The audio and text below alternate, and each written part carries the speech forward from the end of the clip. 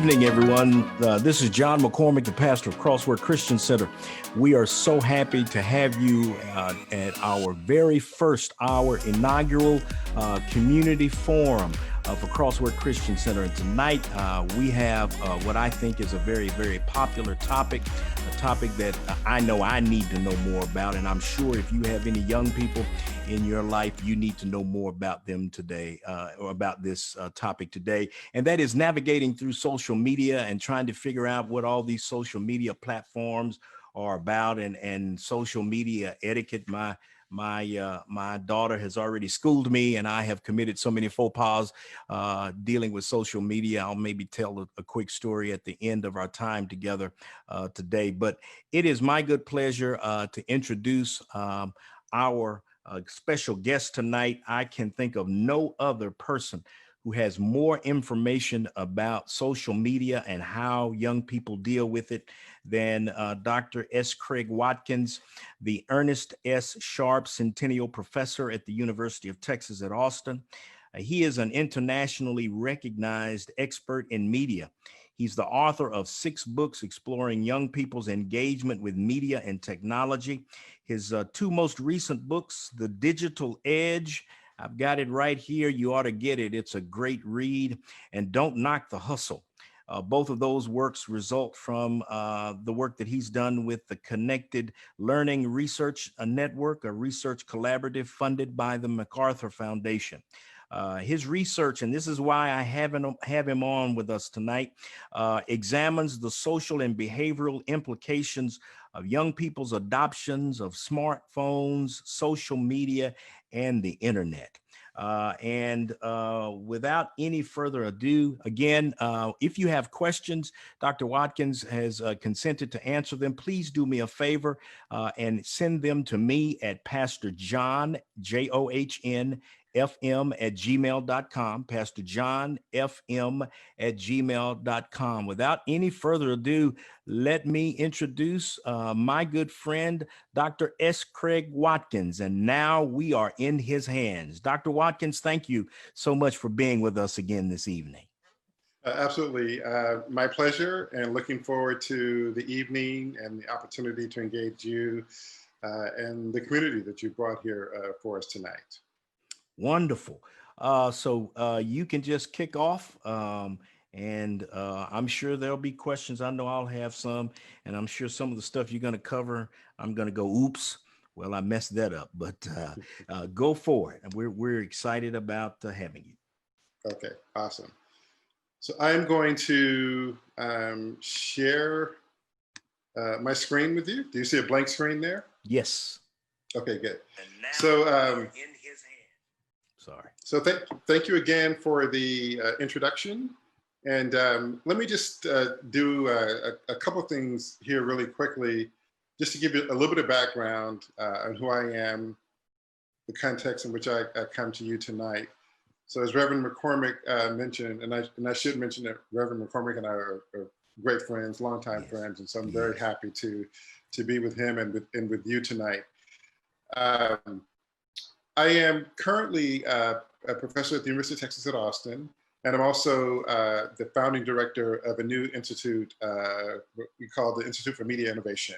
And that's essentially a research sort of laboratory, design space where we explore all kinds of questions related to the explosion of media in our lives and sort of its impact on us in a variety of ways. Everything from artificial intelligence to social media, smartphones.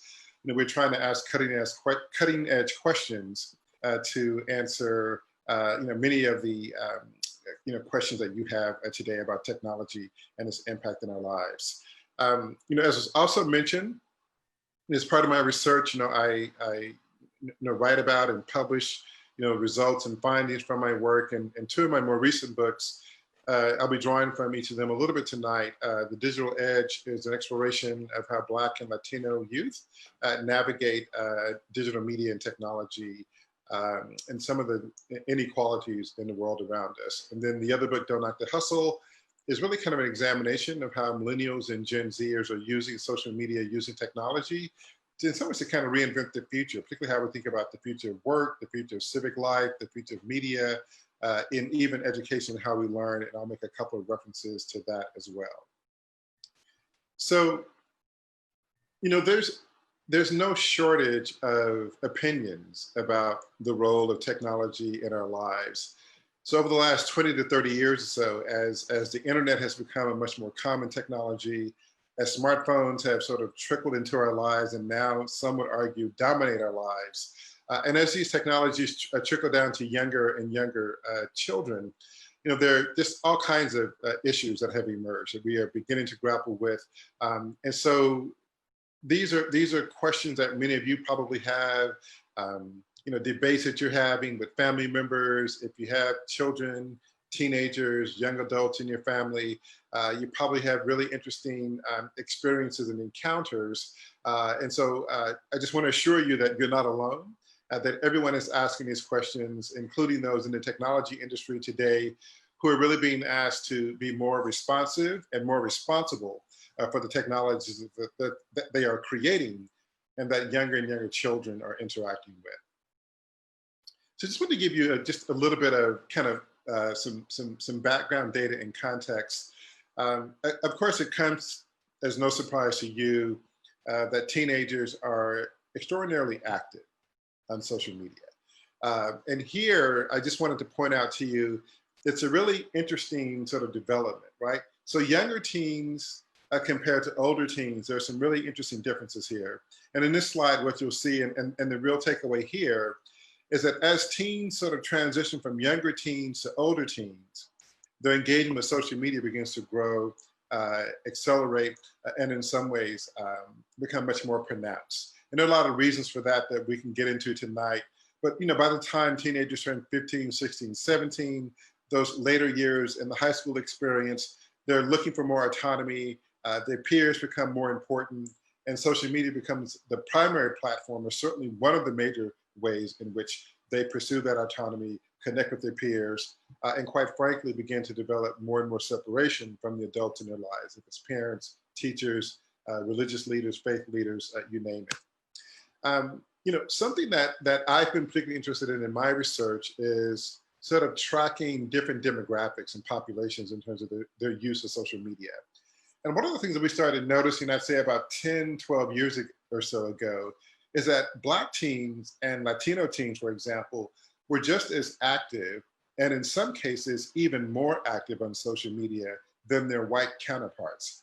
And this kind of ran against script, what people thought they knew about technology, and suggested, right, that Black teens were just as invested in technology, Latino teens just as invested in technology as their white counterparts. And as we've learned over the years, have become incredibly inventive, active, and bringing a lot of ingenuity to their engagement with technology. But with that also comes challenges, comes issues that we'll talk about here momentarily. And then finally, there's some interesting differences between girls and boys.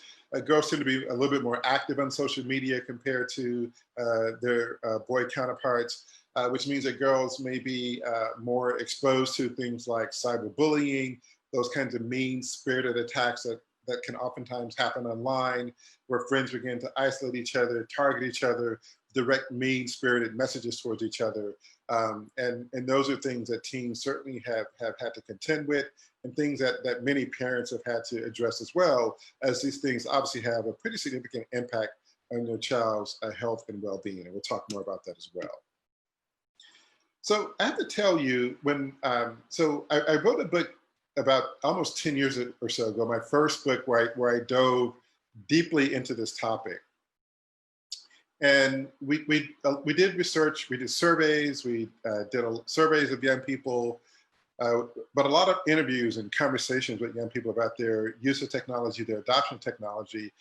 And so this quote struck me then, and I oftentimes think about it now, even still, a decade or so later.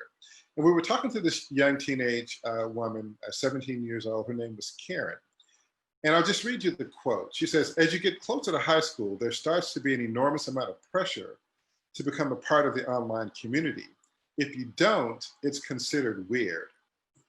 And what struck me about that comment about a decade or so ago is that it in some ways suggested, right, that the world had been turned upside down. Because prior to this, right, and this is 2008, 2009, 2010, when we were doing some of this initial research, it was considered, you were considered weird if you were spending a lot of time online. You were considered weird if you were interacting and having conversations with people you didn't even know online. You were considered weird if you considered those people friends, acquaintances, or trusted resources. And in a fairly short period of time, as more and more people began to start adopting the technology, and particularly right as young people began to start adopting the technology, that began to sort of invert, that is to say, to turn upside down. And no longer was it weird to be online, weird to interact with people online, weird to engage in conversations with others online. It was becoming increasingly weird not to do those things. And it was something that I thought was particularly striking. The other thing that we learned, just a few short years after doing this initial study, most researchers, myself included, thought that maybe the middle school, but certainly the high school years were kind of the pivotal years in terms of children and young people being exposed to social media and all of the sort of perils and possibilities that come along with that. In a fairly short amount of time, what we began to start seeing is that the technology started trickling down to younger and younger children. And so now, right, if you have a 6, 7, or 8-year-old in your household, they know how to use an iPad. They know how to use a smartphone. In fact, they are probably showing you certain things on those platforms, showing you certain things on those technologies. Our research and other research has shown that kids are oftentimes what we might call the technology gurus in their home. And so issues that we thought only began to become relevant or resonant by middle school and high school, we've learned now that these issues have become much more present and much more powerful in the lives of younger and younger children. And so this is just something to keep in mind, is that this immersion into the connected world, the digital world, the social media world, is happening at younger and younger ages. And people are beginning to sort of ask, right, what are the implications of that, both good and bad? So here are the topics that and we could take any one of these topics and spend the whole night. I've taught entire semester courses just on one of these topics. So I'll move through them fairly quickly. So forgive me for doing so. But I just want to maybe share with you a couple of key points from each, just to perhaps provide you with a little bit more information that you can use and probe and explore further to your own preference and what you perceive to be issues that are more important and relevant for you, your family, and or your community. So key topics here is social skills, a lot of questions about whether or not kids, so-called attachment to, some would even say addiction to their smartphones, the internet, social media, does it diminish your capacity to be social, right? To have conversations and to function in ways that we would consider more conventional in a social setting. Health and wellness are becoming really important issues here. Learning, what I would call issues around identity and autonomy are really important. And then I just wanted to make a couple of references to how I think social media is impacting how young people are kind of being introduced to the practice of civic engagement, something that I think many of us here would agree is a very important skill for them to develop in our increasingly civic-oriented world and polarized world, quite frankly. So let me just say a few things about social skills. So one question that I oftentimes get from parents is, it's just hard for me to get my kid to look up from that phone and look me in the eye or look a friend in the eye, even when they're with their friends, right? They're sitting next to their friends and they're on the phone, right? Ignoring each other, or at least it appears to be that they're ignoring each other. And does that suggest that in some ways that social media, right, is this sort of ironic thing, right? That social media is actually teaching them to be antisocial. And if so, what concerns should we have about that? And I'm sure these are things that you're asking yourself as far as it relates to your kids' engagement with technology. So think about things that social activities that we used to be involved in. And this is all sort of pre-COVID. Obviously, no one's doing these things or shouldn't be doing these things right now. Right. But so the question becomes, does your kid prefer to bowl this way instead of the more traditional or conventional way? Hmm. And if so, right, is bowling via a video game somehow less social than bowling in a more conventional way? And we know that bowling in a more conventional way, it's really a social activity, right? You do it with friends, you do it with family, you talk, you enjoy each other's company, you bond, and you build relationships. The question is, can you do that through digital video technologies, video games? And some would argue that in fact you can. And that's certainly an interesting conversation to have. There was a time, not too long ago when we used to frequent spaces like this, where people would come and gather, coffee shops, restaurants, just places where we can be social, where we can have conversation and essentially, again, cultivate those relationships that we think are really important. And many are asking now, right, given that you can participate in virtual worlds, online worlds, are we socializing young people to prefer these sort of synthetic or virtual environments rather than more real world environments? In other words, are we socializing them, or is the technology socializing them to be more confident and to be more comfortable in online spaces rather than what we might call real world spaces? Let me just say a couple things about that, and I'll move on. One of the things that I've learned over the years is that we as adults, researchers, policymakers, parents, caregivers, that we oftentimes make the mistake that how a young person uses technology today is a predictor of how they'll use technology tomorrow. A 12, 13, or 14-year-old, right, doesn't have a lot of control over their day, right? There's not a lot of autonomy. Their day is either governed by school, it's governed by family obligations, or extracurricular activities that they're involved in. And so for them, social media becomes one of the primary ways in which they can reach out to and connect to their friends in their peer network. And so there may be what we might consider an over-reliance on the technology, but I think it's based in part on how they are so controlled, given the ways in which their schedule kind of regulates their inability to be social and to be with their friends. What we've found in the research, right, is that as young people get older, as they make that transition from middle school to high school, and as they begin to get more autonomy in high school, by junior and senior year, maybe they're driving. By junior and senior year, you're giving them more privileges, that they're actually wanting to spend time with their friends. They're wanting to go out. They're wanting to be with them. As many of you know, they're not wanting to stay home with you and just hang out with mom and dad. And certainly by the time they get to college, right, they are engaging in all kinds of social activities, going to the gym together, going to parties together, getting together at each other's dorms and apartments, and just in social clubs. And so my point here is, I don't think social media necessarily makes them less social. I think that as they gain more autonomy and as they gain more control over their lives, they begin to express their desire to be social in these kinds of ways that they aren't afforded when they're younger. The second topic that I wanted to just to kind of to share with you today is about health and wellness. And my own personal research currently is really invested deeply in technology and health and wellness. I mean, there's, has been, and there is a growing debate about whether or not our kids' attachment to technology is undermining their health and well-being. This New York Times article reads, "Are teenagers replacing drugs with smartphones?" In other words, right, because there is actually some research that suggests that teens today are using drugs less than teens from earlier generations. But some are saying, right, well, what are they replacing those recreational activities with? What are they drawn to if they aren't relying on those other kinds of quote unquote vices that earlier generations of teenagers may have relied upon? And of course, the term that's oftentimes used is addiction. And I certainly understand the use of this term to describe not only young people's use of technology, but even adults' use of technology. But I want to make a distinction between addiction and habit, because they're two different things, right? Addiction, right, is a clinical term that refers to behavior, right, that consistently undermines a person's health and well-being, even when they know that activity undermines their health and well-being. Alcohol, drugs, gambling.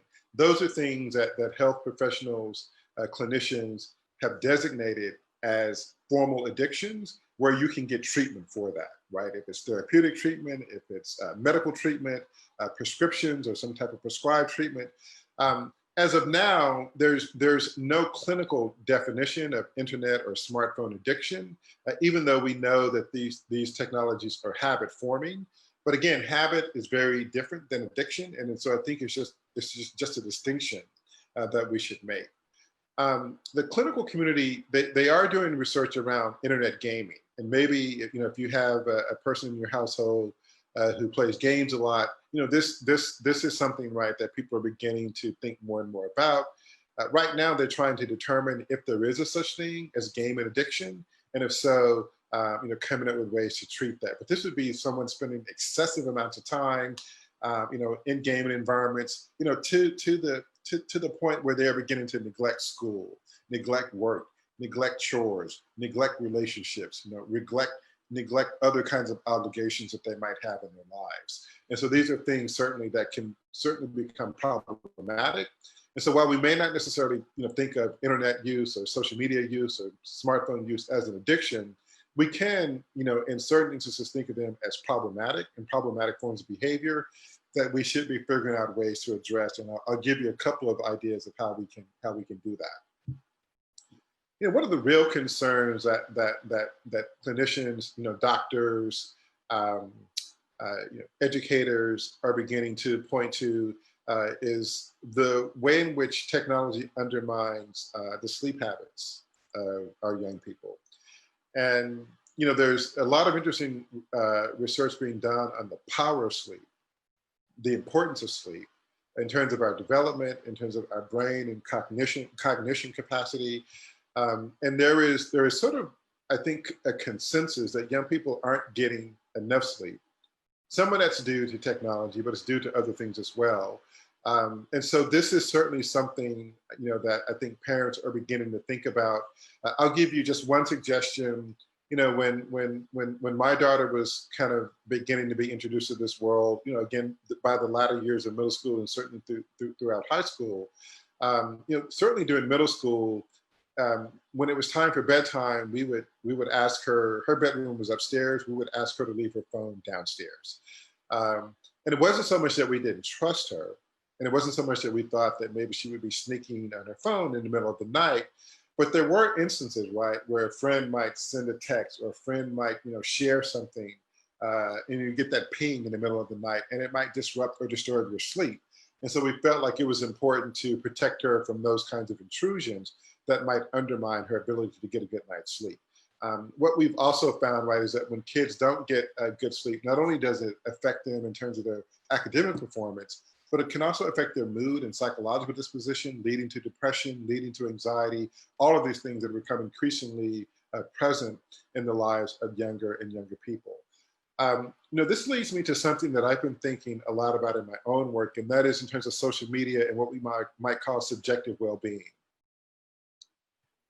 Subjective well-being is a reference to how we feel about ourselves and how we evaluate ourselves. Do we evaluate ourselves in ways that are negative, in ways that are positive? How do we feel we are doing? How do we feel as though we are presenting ourselves to other people? Do we feel good about who we are, or do we feel in some ways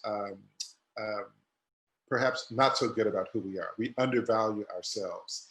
And there's been a growing amount of research on the degree to which social media can either enhance or undermine the subjective well-being of young people. One of the things that I thought was really interesting in terms of the research makes a distinction between passive social media use and active social media use. So passive might be, let's say you've got a teenage son, and he spends, most of his time on social media just scrolling through Twitter or just scrolling through Instagram. He's not really posting anything. He's not really sharing anything. He's not really engaged in conversations with anybody. He's just browsing. Young people like to call it sometimes stalking, monitoring other people's lives, monitoring what other people are posting. But again, he's not interacting. And oftentimes that tends to lead to what researchers call social comparison. And we all know this, right? If you use Facebook, for instance, or if you use some other social platform, you're oftentimes looking at what your friends are posting, looking at what your peers are posting, looking at what celebrities are posting. And we tend to compare, right? They're on that vacation in that location. Why am I not there? They're engaged in this fun activity of the weekend. Why am I not invited, or why am I not doing that? We kind of compare, right? And humans, by nature, we tend to do that. And social media only intensifies that. And what we found is that young people absolutely participate in practicing social comparison. Oftentimes, it's upward social comparison. In other words, it's more aspirational. They're looking at people and sort of hoping and wishing that they could be more like them. And this is problematic in part because we all know that most people only post the highlights, right? They don't post when they're feeling bad. They don't post when something horrible has happened to them. In most cases, they post, right, the best picture, the best selfie. They post when they're having the best time, or when they're with people and they want to show that off or share that. But those again are the highlights, and there is this intense pressure, right, to be perfect, to be happy, to be beautiful online, and so it sort of intensifies this need to socially compare. And these things oftentimes lead to lower levels of subjective well-being, envy, dissatisfaction. Maybe you've heard the term FOMO, this idea of the fear of missing out. And so these are certainly things that we have come to understand young people are certainly exposed to. And then researchers compare that to someone maybe who's more of an active social media user. So this is someone, right, who's not just simply scrolling passively through Instagram, through Facebook, or through Twitter, but they're also posting, or they're also commenting, or they're also engaged in direct conversations with friends and with their network. They're sharing relevant information, they're connecting to people, they're building their ties. And oftentimes, right, this can lead to cultivating relationships, getting access to information and resources, but feeling connected and feeling like you're able to bond and communicate with people. The argument, right, is that when you engage in social media in that way, in many instances, it can lead to perhaps a greater sense of well-being, where you're not necessarily engaged in social comparison or these sort of lower levels of subjective well-being. Again, social media, encourages social comparison, and again, images of people sort of just posting like the highlights, but not like the down moments that they oftentimes encounter or experience. The other thing that I wanted to talk about is what I would call identity and autonomy, this sense of agency, right? It's normal for teenagers by the time they get to 13, 14, 15 to begin to start wanting to develop some independence. Independence from mom and dad, independence from teachers, independence from those adult authority kind of role figures in their authoritative figures in their lives. And that's not to be disrespectful to those adult figures, but rather simply the sort of developmental need for them to begin to start, becoming more independent, becoming more autonomous. And so we know, right, that social media, right, is one of the primary mediums or platforms through which they do that. We know that their peers become more important. We know that their social aspirations begin to become much more pronounced. The kind of person that they aspire to be becomes where they start experimenting with that more and more. And so they use social media, right, as a way to transition into young adulthood. There are other things too, right? Things that they're involved in, clubs, organizations, and other kinds of activities that help facilitate this. But my main point here, right, is that this is all normal behavior. This is what developmental psychologists would argue, right, are the necessary points of transition to what we might call positive transitions to adulthood and young adulthood initially. The other thing that I found in my own research, and Reverend McCormick mentioned this earlier, this book here, but it's come up in some of my other work and other research as well, is that social media, right, is this powerful engine for learning, right? And part of the point that I want to make here is I don't think the conversation should be, taking social media away from your children. Good luck with that if you try. But rather, better understanding how they're using social media, as I'll talk about later, communicating with them about social media, using your wisdom as an adult to help them navigate what they're seeing and experiencing through social media, but also respecting and appreciating the fact that they are, in many cases, using social media as a way to develop, right? Develop their interests, right? Maybe it's in school-related interests. It could be it could be an interest not necessarily related to academics, right? We've seen kids teach themselves how to play an instrument through social media. We've seen kids teach themselves how to build digital, software, a game, music, videos, film.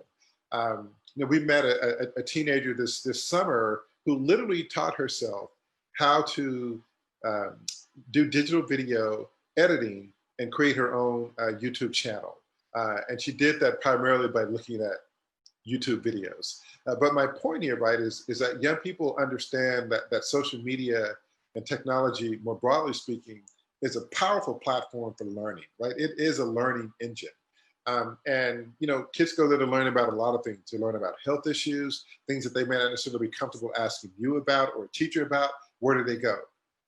They go to social media. And so it's an important source of literacy for them, and it's an important and powerful tool for learning. And so the point here, right, is that social media isn't only something negative in the lives of young people.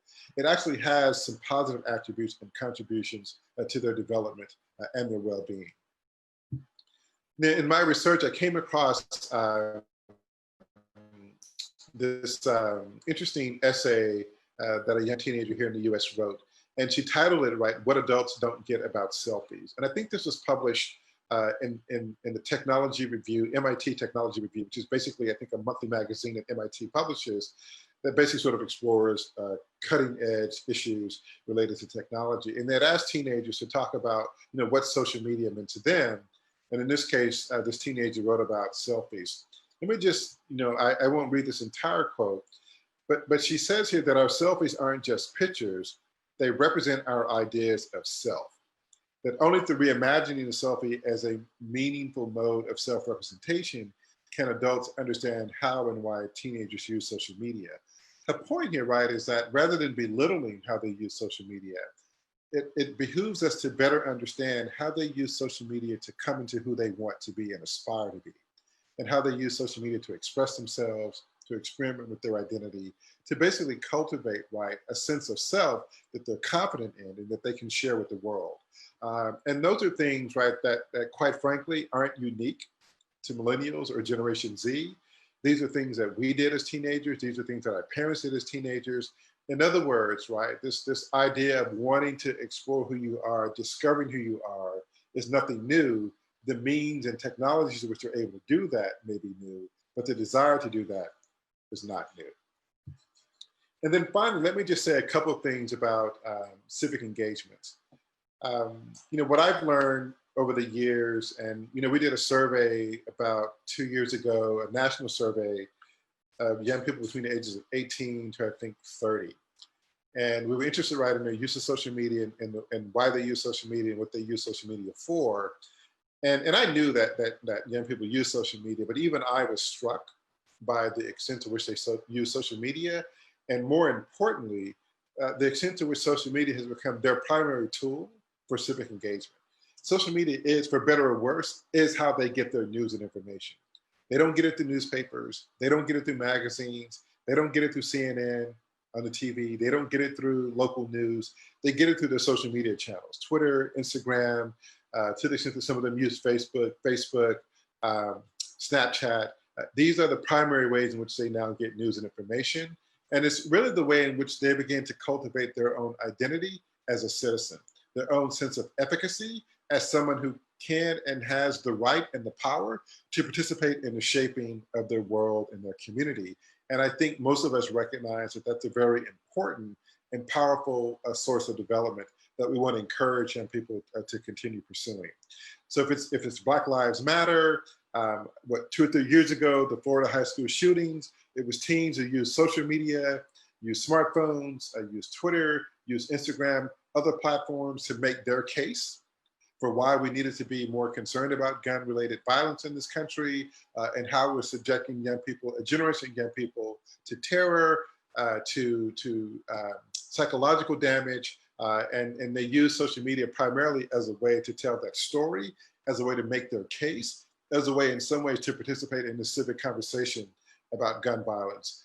And certainly we've seen it over the last month or so in response to the murder of George Floyd, the call for Black Lives Matter, and how young people have sort of used social media as a platform, not simply just to post things or to engage social media, but to go out into the streets, to go into their communities, and to try to advocate and work for a more just world and society. And so we think that that's really important and sort of one thing that we should keep in mind. Finally, let me just leave you with maybe 2 or 3 things that might give you just some initial thoughts and ideas about how you can help your kids grapple with some of these health and well-being challenges that I alluded to. There's no time to get into this, but we know, and we've studied and we're learning how technology is engineered to keep us like using it, right? To keep us attached, to keep us quote unquote hooked, as the industry says it. And some would say to keep us addicted. But you know, some of the things that people are advocating doing is what you see here is you can do like a gray screen where you can essentially modify your phone to look less like this colorful image and more like this sort of duller kind of black and white or gray screen. The idea, right, is that these robust dynamic colors are calling our attention. They're attractive to our eye, they're attracted to our mood, and just psychologically, we're tempted more to want to engage. We're seeing this more and more where smartphones and mobile applications are allowing us to create settings that enable us to monitor just how much time we're spending, right, on our phones, how much time we're spending on Facebook, how much time we're spending on Instagram. You might engage in a conversation with a young person about just you know, playing with these settings, using these settings, and maybe even maintaining a diary of some sort, just tracking, right, how much they're using social media. We've all been there, right? You go online and let's say you're kind of looking for some leisure and you just kind of want to get away from things. You start getting on the internet, scrolling through your phone. An hour and a half later, you're like, where did the time go? And this is really kind of one of the powers of the technology, is that it's so immersive. It can be so pulling and so engaging that we lose a sense and track of our time. But there are ways in which we can measure that and sort of use our technology to help us do that, engage just how much time are we spending. So if I know, for example, that I'm spending 8-10 hours a day on my smartphone, that might encourage me, right, to sort of figure out ways in which I could maybe spend a little less time with that device. We're hearing more and more about what we might call digital detoxing or unplugging. If I'm a parent of a teenager, I'm encouraging, you know, my child at some point in the day, just take a break. You know, if it's at some point in the evening, most significantly likely when you're doing homework, turn it off, right? In some cases, we've seen young people literally put the phone in another room, literally give their password to Instagram to someone else, have them change it, and don't give them the password until the end of the week after school and homework and all that stuff has been done, and they maybe have more time to interact with their device. You obviously only do that with someone that you trusted, but the main point here, right, is that we all need to figure out how to begin to start self-imposing this kind of digital detox, this kind of self-care, being just mindful of the need to take technology breaks. And then finally, you know, something that I found that was really effective in our home was just talking to our daughter, if not constantly, frequently, about social media, right? And not in a way that was judging her, not in a way that was perhaps, you know, trying to undermine or negate her interest in social media, but just getting a sense of, you know, what struck you as interesting today. You know, it got to the point where she would volunteer, you know, oh, guess what such and such did on social media? Or guess what such and such shared on social media? Or can you believe this? Or nothing necessarily, you know, bad or notorious, but the idea, right, is that by engaging in conversations, you just have a better sense of what your child is being exposed to, what they're likely doing, who they're likely doing that with. And as a parent, those are things that we should know. And as a parent, those are things that we can then, you know, use our wisdom to help our kids more effectively navigate the kinds of challenges and issues that might emerge as they begin to make their way through this social media environment. So just sitting down, right, and having a conversation, or just asking them, right, you know, tell me a little bit about what, you know, what's going on Instagram and what's happening, right? But just talking with them or asking them to just share with you, what's on their mind, what's troubling them, or what they like about what they're seeing and or doing or experiencing via social media. But the main point here, right, is just communicating with them, opening up those channels for communication that might allow you to get better insight and become the important and crucial resource that you are in your kids' lives as it relates to how they're thinking about social media. So I'll stop there, and I went a little bit longer than I wanted to, but hopefully, those are just some thoughts that I wanted to share with you, and I'm happy to take any questions that you might have. Sands, Dr. Watkins, thank you so much.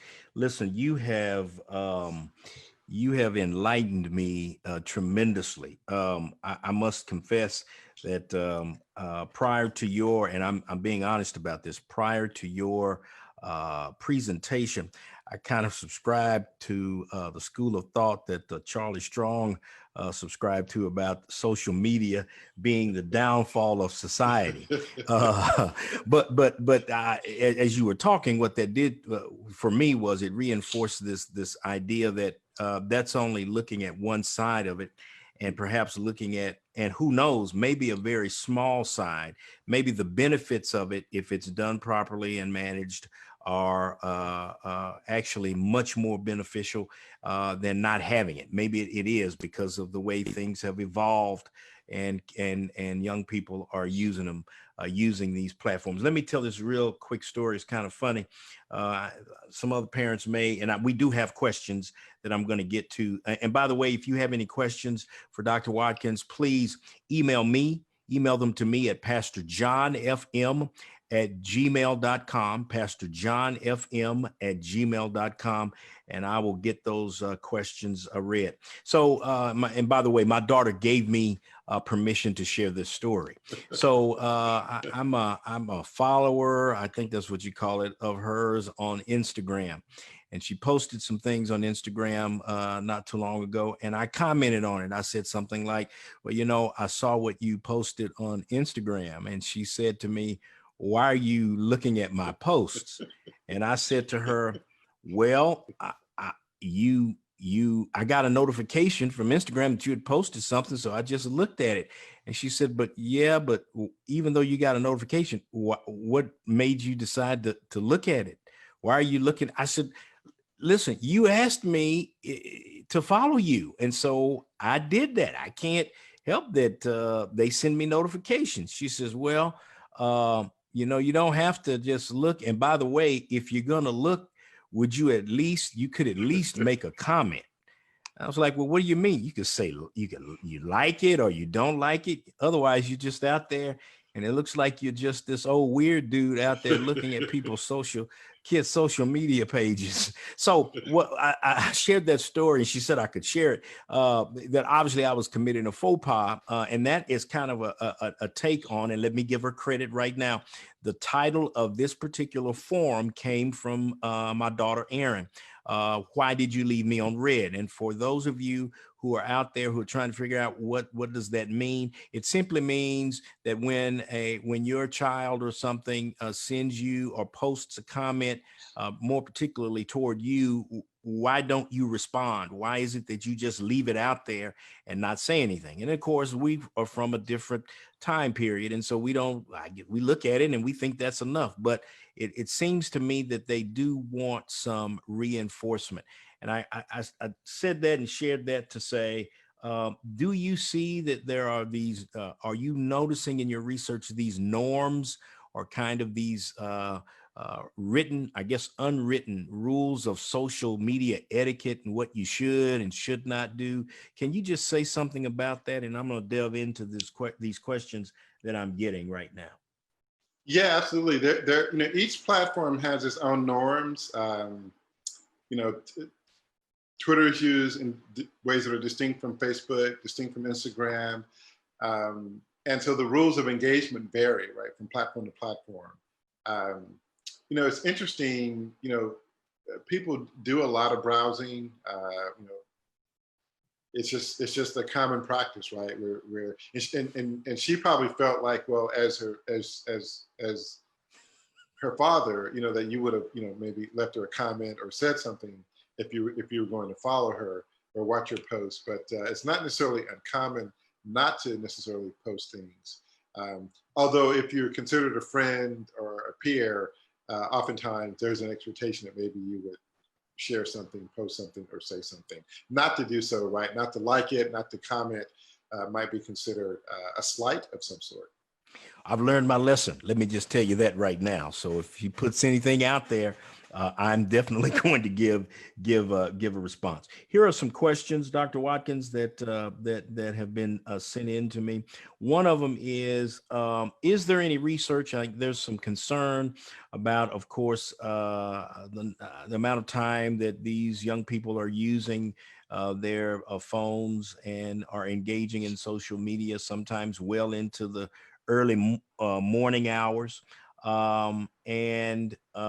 Is there any research out there about the habits of college students and their nighttime use of their phones or engaging in social media as opposed to what happens in high school? There is,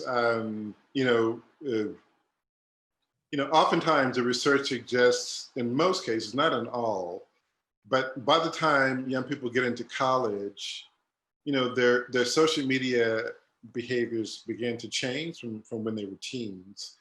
In part, right, because they have a little bit more control and autonomy over their lives, where they go, when they go, more so than when they're in middle school, certainly, and even high school. And so while they're using social media still pretty actively, in most cases, they aren't using social media as a substitute for actually going out with friends, hanging out with friends, being with friends. They're using social media primarily as a way to grow what we might call like their social capital. And what we mean by that, right, is just their relationships to other people. And so they're building out their network. They're connecting to people who share the same interests. If it's the same majors as their major, if it's making connections with faculty who might write them letters of recommendation, they're much more likely to be using LinkedIn to create more of a professional presence in the social media space. And so they are using social media, but again, their use of the technology begins to evolve as their life circumstances begin to evolve as well. Good deal. Another question. It seems like there's an emergence of this thing called TikTok. I'm sure you know about it. These little videos, and I get sent those videos from time to time from my daughter, and she'll, some of them I get, some of them I don't get, and so she lets me know how underdeveloped I am, I guess, in dealing with these with these platforms. But is there any correlation to, or any do you see any trends out there to these young people engaging in watching sort of humorous videos or engaging in TikTok? TikTok seems to be really one of the hot platforms right now. Everybody's is engaging in that. Yeah, young people's, they tend to be usually a few steps ahead of adults when it comes to social media. So we know when Facebook first started, it was exclusively college students using it. It wasn't until 3 or 4 years later that parents and grandparents started using it. And as parents and grandparents became more and more of a presence on Facebook, younger people started moving to other platforms. And those more recently have been Instagram, Snapchat, and now TikTok. And so in some ways, I think it reflects just the sort of natural kind of migration of young people into a social media space where adults aren't as present, so they maintain that separation from adults. TikTok is still relatively new compared to the other major platforms. It's been growing at a much faster rate than probably any other social platform in the world. And one of the things that we can expect to see, and we're already seeing this to some degree, is that how we use these platforms or how people use these platforms are always evolving, right? And I haven't seen the technology yet. If it's YouTube, if it's Facebook, if it's Twitter, if it's Instagram, I haven't seen the technology yet.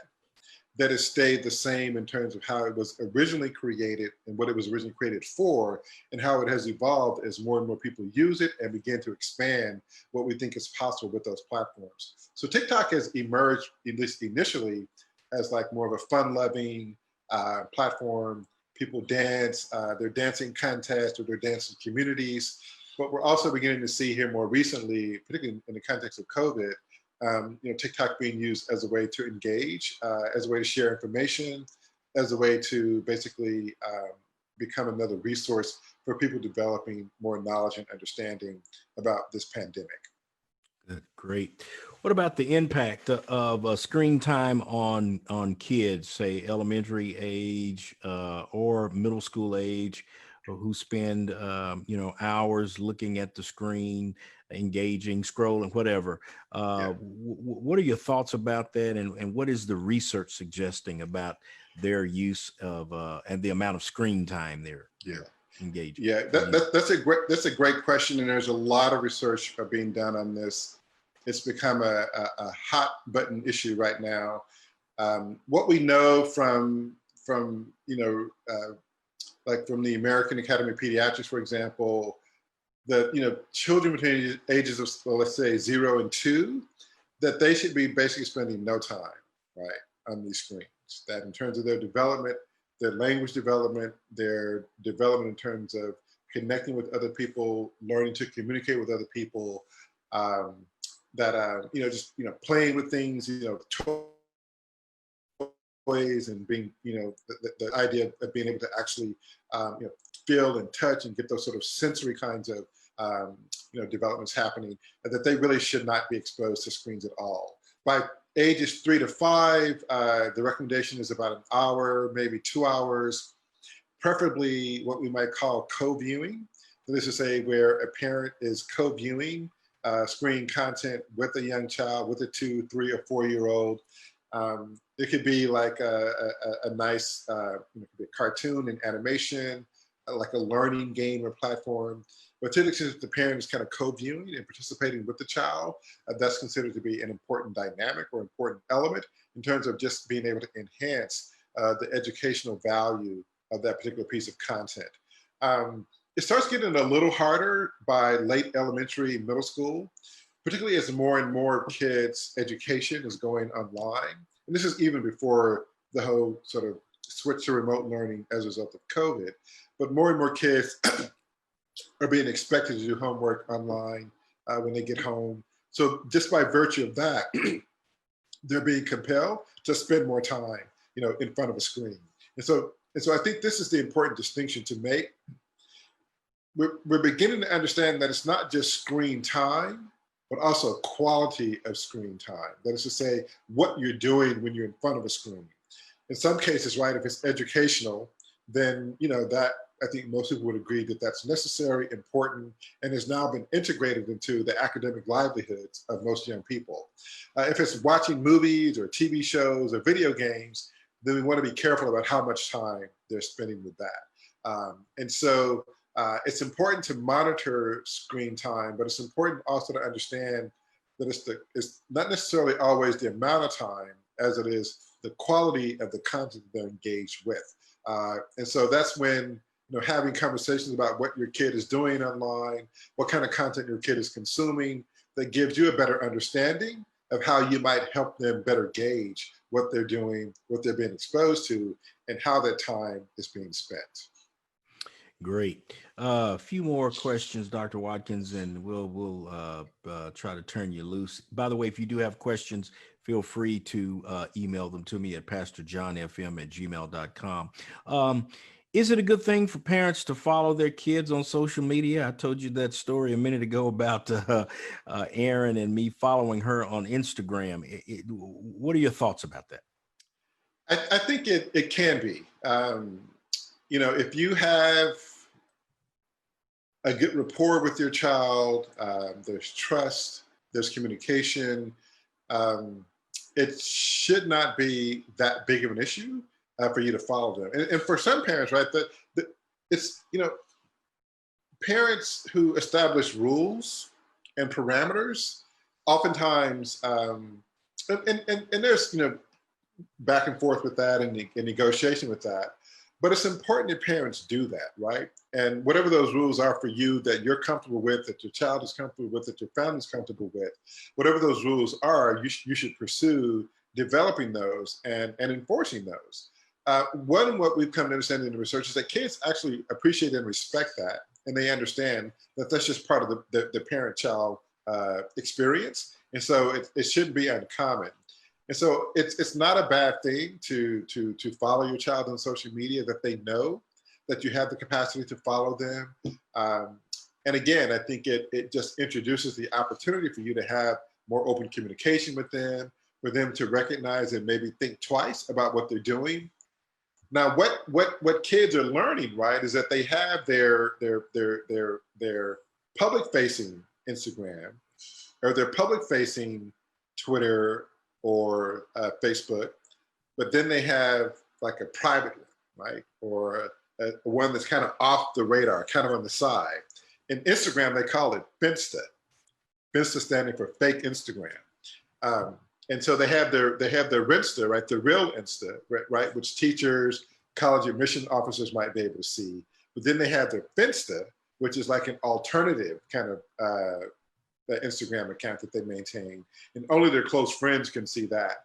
I actually think that how a lot of young people use the fake Instagram account is actually quite positive, because oftentimes what they're doing there is they're posting how they're really feeling, right? If they're feeling emotionally down, if they're feeling dejected, if they're feeling that they need support, if they're feeling excited about something, they just share that, right?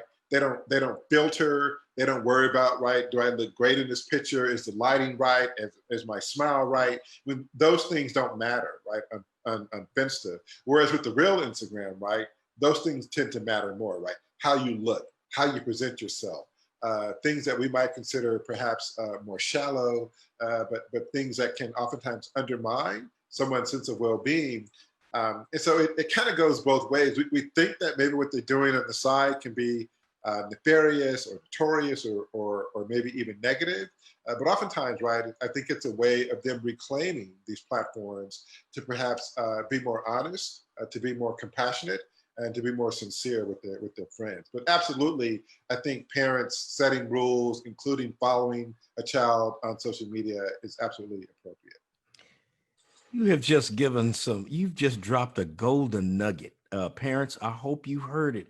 I've heard it. I'm not going to reveal that I know Fista, but now I know Fista. You all need to know Fista, but don't ask your kids about it. That's just something we've learned today, boys and girls. Amen. So thank you, Dr. Right. Watkins, for dropping that nugget on us. What are your thoughts about the video social media apps out there? Do you have any specific thoughts about those? We talked about TikTok and how it's evolving. What are your thoughts about that? The video was like Snapchat and TikTok, and yeah, Snapchat is interesting because something that I haven't talked about here, but one of the things that researchers are also thinking a lot about is this issue of privacy and what we might also call data literacy. That is the extent to which we all, and certainly our young people, understand how our information and data is being used by social media companies. And I mention this in reference to your question because there's a growing concern that these social media companies know way too much about us. They know what we search for, they know what we like, they know what we share, they know what we say to each other. They know virtually everything about us, and they sort of build these algorithms to be able to monitor us and then send content that they think we might want to see as a result of previous behaviors and activities. The interesting thing about Snapchat, right, the reason Snapchat was so appealing to teenagers is because Snapchat was more ephemeral, right? You posted something, and within 24 hours, it was gone, right? And so unlike Facebook or unlike Twitter, unlike Instagram, that content usually doesn't linger. It doesn't last, so someone can't see it. Someone at school, a teacher, a parent, an admissions officer, it's something that you can share with those in your network, a quick video of you doing something, saying something, showing something. You share it with them, and then within a certain amount of time, it's gone. And for teens, right, they really liked that because it gave them a sense of protection, a sense of security, a sense of, being able to control and have some degree of power over the content that they were creating. Whereas with Facebook and other channels, they have less control because that stuff persists over time unless you actively delete it. And so I think that's part of the appeal. It also speaks to the ways in which young people's communication behavior is evolving. And so they've gone from instant messaging to texting to now sharing, right, these short video, a TikTok video, an Instagram story, a Snapchat video. And so it's in some ways, right, it's expanding like their communication skills, how they tell stories, how they communicate, how they connect. And believe it or not, right, those are skills that are becoming increasingly important in an economy in which the ability to use these technologies in creative ways is becoming more and more important. Excellent. I'm going to see if you can hang with me for a couple of more questions. One of them that has come across to me is, what are your thoughts about, and this is kind of a sort of a corollary to the other question about following your kids on their accounts. What about just using social media monitoring software? I think there's a lot of software out there that helps parents actually monitor the use, their children's use of different platforms. Yeah, I'm so the one thing I would encourage parents to try to avoid doing is playing the role of the spy. Um, and and while I certainly understand the desire to know what your child is doing, what your child has been exposed to, particularly when they're young, um, that you don't want to necessarily rely on that exclusively. And that's why communication, that's why talking with them, building that trust becomes, I think, even more important because you absolutely should know, and you absolutely should have an understanding, a general understanding of what they're doing, who they're interacting with, what kind of content they're being exposed to. But what are the most effective ways of doing that? Software that allows you to, go back and look at their keystrokes or check their browser history or, things like that. You can certainly do those things. And I wouldn't tell a parent not to do those things because, parents usually know what's best for them and their child, and it's up to them to make those decisions. But to the extent that you find yourself using tactics that are more spy-like than parent-like, I think you sort of undermine your capacity to really develop more of a trusting and I think connected relationship with their kid as it relates to their engagement with social media. What are your thoughts about kids being introduced to virtual worlds? You had a video or had an image a minute ago of sort of a restaurant or something that was a virtual place. And have you ever heard of a virtual world, something like Second Life or anything like that? Mm-hmm. Is there an age limit requirement, or do you have thoughts about how early kids should be delving into that? Those Most types of. most platforms have, at least publicly, they state that I think kids have to be at least 13, maybe 14, before they become subscribers to or participants in these platforms. But we know, right, that those platforms, when you sign up, you can say whatever age you are. They have no way of really knowing. And we know that kids, oftentimes are on Instagram, well before they turn 13 or 14, that they're visiting virtual environments well before they turn 13 or 14. Virtual worlds are interesting. They can, depending upon the community and who the users are, they can be a tool for community and for connecting and for building relationships. They can also, there can be reasons to be suspicious and concerned about what a child might be exposed to in a virtual environment.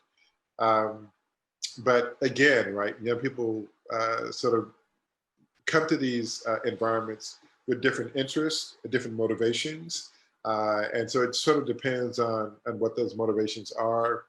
If it's to learn how to do something, to learn how to master moving and navigating in a virtual world, taking on a new persona or like an avatar, an alternative self that they want to experiment with, we certainly see them and adults doing that.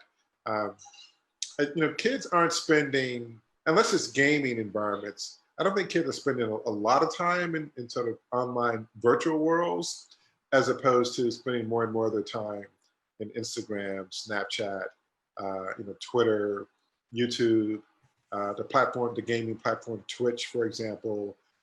Those are things that they're probably spending more and more of their time with, because that's where they're really interacting with their peers. So one of the myths, right, is that kids are drawn to the online world. Maybe some of you remember that NBC Nightline or Dateline show many, many years ago, 10, 15 years ago, called To Catch a Predator, where essentially they would sort of set up, oftentimes men, who were kind of engaging in predatory behavior, where they were pretending to be a teenager, oftentimes to meet a young girl. In some cases, maybe it was a young boy.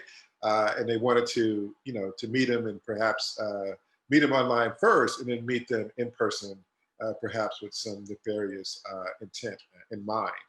And that oftentimes sort of supported the myth that young people were going online primarily to interact with strangers. The truth is, most young people are going online to interact with people that they know, with their friends, with their peers. And so that's why, in part, virtual worlds aren't as attractive to them as Instagram, because that's where their friends are, as Twitter or Snapchat, because that's where their friends are, that's where the action is, and that's where the engagement tends to be. And I noticed that one of the virtual games that was sent to me a minute ago, and it reminded me of Sims, is one of those, as well as I think Minecraft is sort of like that, but it's more interactive. Yeah. Okay. And kids have used Minecraft in some really amazing ways. I mean, Minecraft has a lot of educational value. I mean, kids learn how to build things, they learn how to create, they can learn about all kinds of things, space, the environment, uh,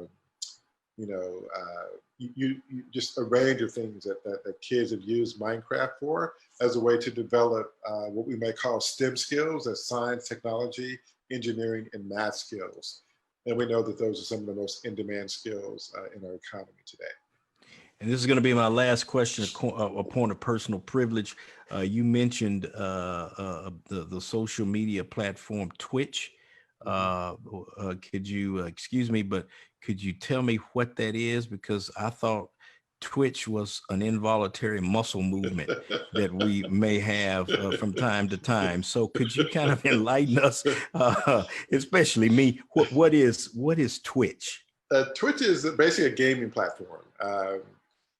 If you go to social media, if you go to YouTube, if you go to Twitter, even Instagram, but especially YouTube, gaming is massive. And you actually have, maybe some of you are familiar with this term influencers, right? That is, these people who kind of become micro celebrities. So they aren't like a LeBron James or a Jennifer Lopez or whomever the hottest celebrity is today. There are people oftentimes, right, who you otherwise would never know if it wasn't for social media, but they develop a following. They, in their niche, it could be fashion, it could be food, it could be, sports, it could be, any range of topics, right? Nutrition.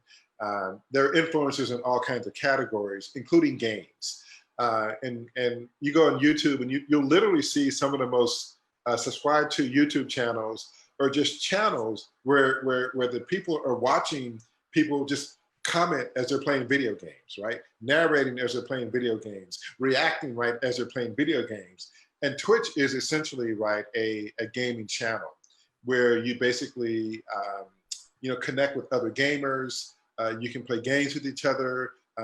People broadcast themselves playing games on Twitch. And so it's just it's become a kind of internet sort of connected universe where those who have like a deep passion for and investment in games have built this really intense and massive community around their interest in games. So Twitch is basically, again, it's a gaming channel where people come connect with other people who play games, watch each other play games, share games with each other, and build a whole kind of connectivity around their gaming enthusiasm. Thank you for expanding my vocabulary today. You've helped me tremendously. If you will, for just a minute, I'm going to see if I can do this correctly. Talking about maybe not being that with it, but hopefully I can do this. I want to give well, something just happened. Here we go. All right, there we go.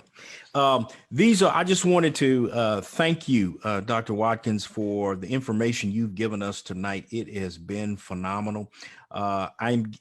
We've developed this screen here so that you can write down the books that he has written. I would encourage you, if you can, to please get copies of these books. Like I said, I'm reading now The Digital Edge, and I think it's fascinating, the information that you've shared, and the research that you and your team did when you went to this school. So that I think was somewhere near the Austin metropolitan area. So for those of you, I'm leaving this up for just a minute. Please feel free to jot those down, and you can follow Dr. Watkins, I think, on Twitter at S. Craig Watkins. I think that's his Twitter handle. I think I said that correctly. So let me give you a moment to do that before I take this particular screen down. Let me thank everyone, all of you who have listened in, those of you who've asked questions. He has given a plethora of information that we can use. He's actually turned my view of social media completely 180 degrees. He's given some very insightful information. Dr. Watkins, in just a second, I was not astute enough to put your email address on here, but would you please, if you don't mind, share your email address? Parents, I'll invite you, if you have particular questions for him, you feel free to ask him. That we'll place his email address in the post as well. But Dr. Watkins, can you just share your email address now with those who are listening with us today? Sure. It is Craig, CRAIG .Watkins, WATKINS, at Austin .UTexas, UTEXAS.edu, as in education.edu. So that's Craig.Watkins at Austin.UTexas.edu. Wonderful, wonderful. And just a moment of transparency and some full disclosure. Dr. Watkins and I are very close friends. In fact, he's one of my dearest friends. He's my brother. We pledged together at the University of Texas, and I forgot to tell you his bio. I gave you some, but he's a native of Dallas, Texas. He graduated from the University of Texas and obtained his postgraduate degrees from the University of Michigan in Ann Arbor, and then actually taught in Temple University for a period of time. But UT brought him home, and so we are so happy that he is here with us. He and I crossed the burning sands together, and if you don't know what that is, you can hit me up later on, and I'll see if I can instruct you on that. But thank you so much, Dr. Watkins. Again, this information is invaluable. It is my prayer and my hope that there are some of you out there who've listened to this and you have gleaned or obtained some ideas, I would tell you, call him. I think he would be happy to come and talk to any of your groups. Just sit down and pick his brain. He is, in my opinion, the preeminent source on youth and social media, the social media platform, and more importantly, how the culture of all of that fits together. So, Dr. Watkins, thank you so much. Because this is a community forum with CrossWork, I didn't do this at the beginning, but I am going to take the liberty to do it now. Let us close out with prayer. By the way, he is a faithful member of St. James Episcopal Church in Austin, Texas, where he and his family are there. And he's well married to Angela Hall Watkins, who I believe is also working with the University of Texas. So again, thank you so much for being with us. Let's close with a word of prayer. And if I do this right, I think I have some music on a slide. I'm going to try it. It didn't work a minute ago, but maybe it'll work this time. Let us pray. God, we thank you for this time together. We thank you for the invaluable information that was disseminated to us tonight. We thank you for Dr. Watkins and his work. We pray that you would continue to bless him, bless his team, bless his hands so that he can continue to cultivate the ground and break new ground in these areas. We ask that you bless his family, bless his the work that they are doing. And God, we pray that you would continue to just grow him and grow us all as we continue to learn more about social media and how our young people engage in it. We thank you and we praise you in Jesus' name. Amen. Thank you so much. Now wait for it. Wait for it. I'm trying. Wait for it. I probably won't be able to do it, but I'm going to, let's see. I think I did that now. If I did it right.